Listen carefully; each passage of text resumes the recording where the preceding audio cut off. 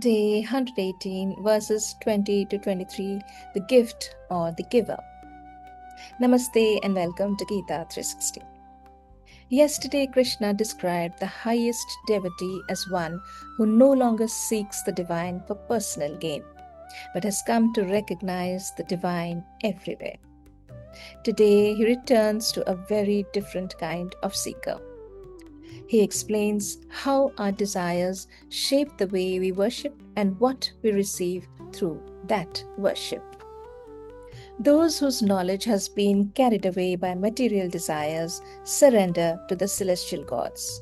Following their own nature, they worship the Devatas, practicing rituals meant to propitiate these celestial personalities.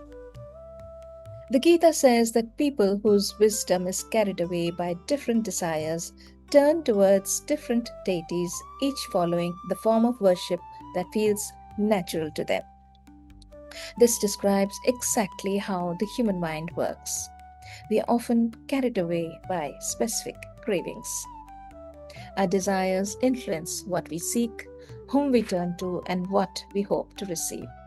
When our deepest concern is health, success, protection, prosperity, or relief from difficulty, our devotion takes that direction.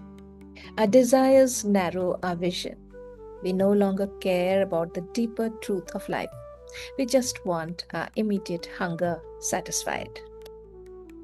Whatever form a devotee seeks to worship with faith, I make that faith steady and unwavering.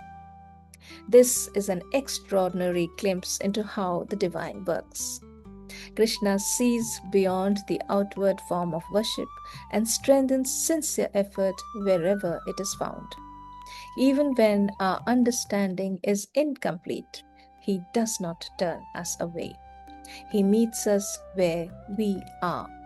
He sees beyond the outward form of worship and responds to the sincerity within the heart. He helps us in our devotion and steadies our faith. This is because the divine knows that any kind of sincere faith will help in the evolution of the soul.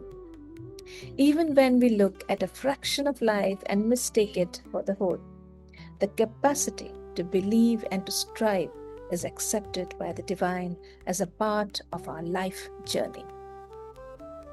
Endowed with that faith, the devotee worships that deity and obtains the desired objects.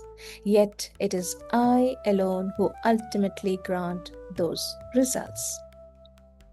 When a person pours their faith into a specific pursuit with steadiness and consistency, they often succeed.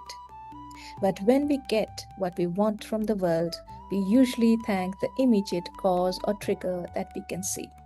But Krishna adds a gentle, clear correction to how we interpret that success.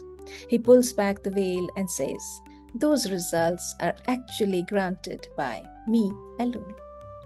Although the blessing appears to come through the particular form that is worshipped, Krishna reminds Arjuna that its source is ultimately the same divine reality. The form may differ, the source does not. It is the same source granting our wish in different forms. But the fruits gained by such worship are temporary and belong to those of limited understanding. Worshippers of the gods go to the gods, while my devotees come to me.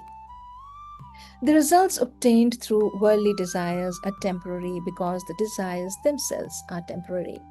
When we seek something that belongs to the changing world, whatever we receive will also be transient.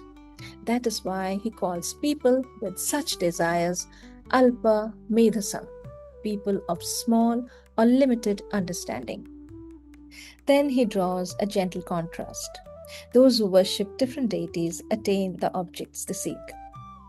But those whose devotion is directed towards him attain him. The difference is in what the heart is ultimately seeking. We also see this in our lives. We become whatever we devote ourselves to, whatever we consume, and whatever we look for. Those who seek temporary rewards receive temporary rewards. Those who seek the divine attain the divine.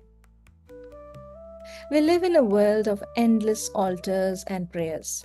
When life becomes difficult, we pray for relief. When uncertainty surrounds us, we pray for clarity. When we stand before an opportunity, we pray for success.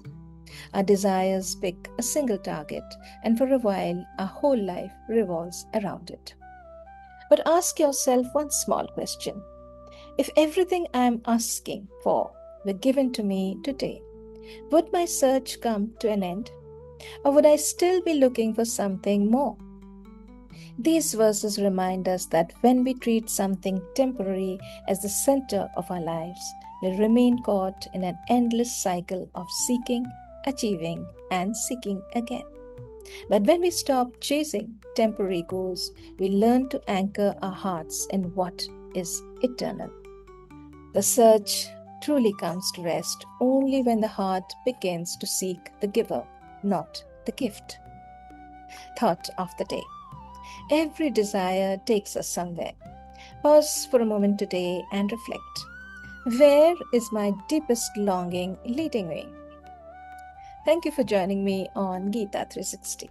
May we never lose sight of the source behind every blessing, and may our heart gradually learn to seek not only the gifts of the divine, but the divine itself.